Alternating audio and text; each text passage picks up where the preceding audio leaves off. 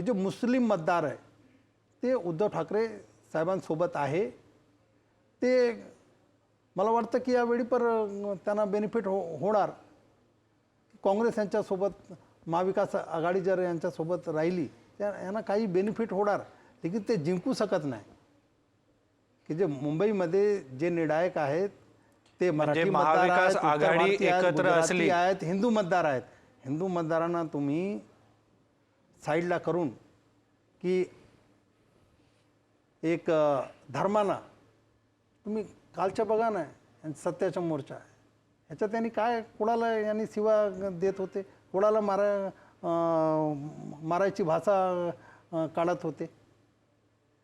की त्यांचे नाव काय होते, गायकवाड होते, आमचे बिल्डिंगचे कदम होते, एक पाटील होते. हे सगळे लोकांना हे कोण आहेत, कोणाला टार्गेट करतायत तुम्ही? मराठीला, तुम्ही हिंदूला, ह्यांना टार्गेट करतायत तुम्ही. एक दुबार नाव मुस्लिमामध्ये नाही आहेत का, बाकी धर्मामध्ये नाही आहेत का, इतर धर्मामध्ये कोणाचं नाव यांनी काय नाही सांगितलं? तर हे लागूनच्या अंगून करतायत. हे मुंबईची जनता यांच्या जे रंग आहे, जे कलर आहेत त्यांनी ओळखली आहेत.